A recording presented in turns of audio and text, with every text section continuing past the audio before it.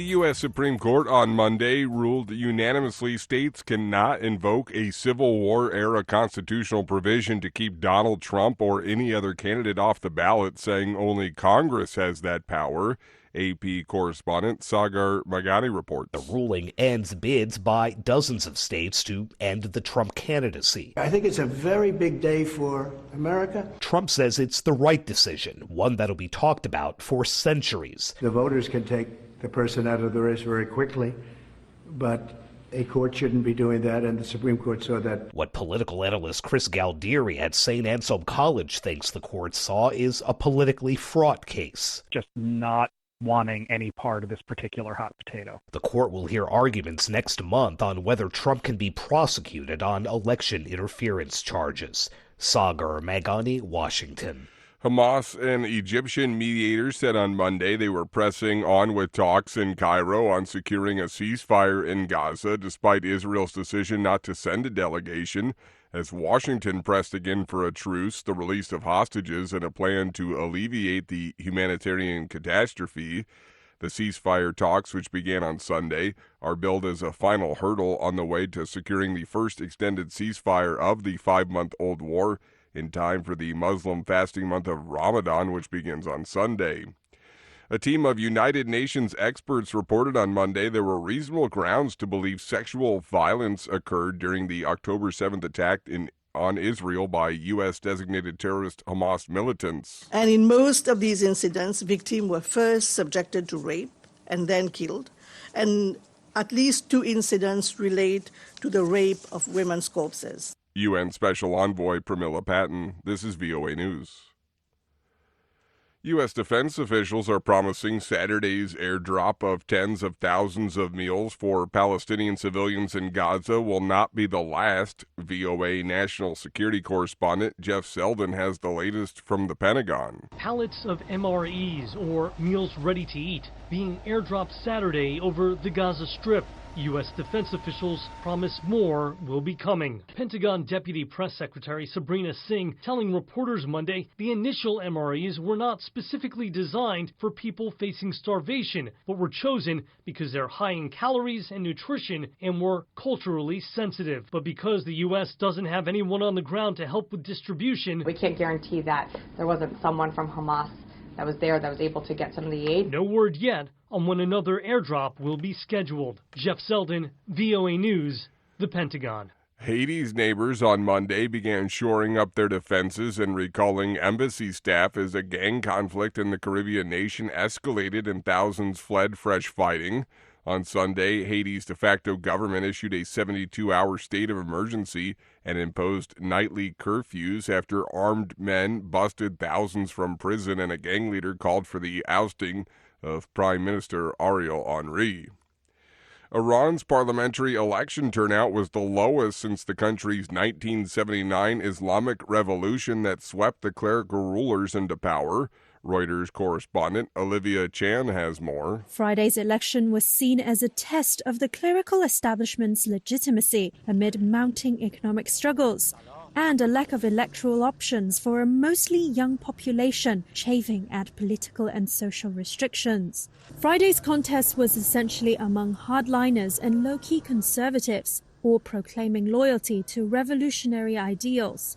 Heavyweight moderates and conservatives stayed out, and reformists called the election not free and unfair. Activists and opposition groups argued that a high turnout would legitimize the Islamic Republic. Reuters correspondent Olivia Chan. Ukraine's military said on Monday its forces had contained a Russian advance outside the eastern Ukrainian town of Avdiivka, captured last month, but Moscow's troops were regrouping in an area further south. The capture of Avdiivka last month provided Russia with a security cushion for the center of the region of Donetsk to the east and prompted Kremlin leader Vladimir Putin to pledge that Moscow's forces would make further advances. Russia's defense ministry said last week its forces had captured new villages outside Avdiivka.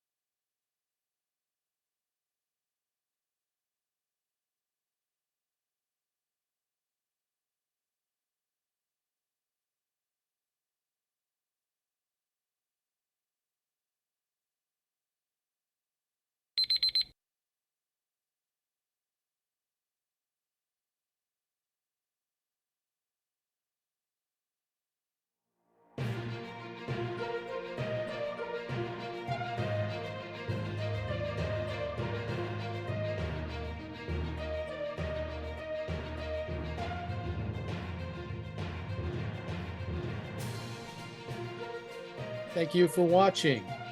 Can you do me a favor? Please leave a comment in the comment section below. That would really help. Thank you, and see you again soon.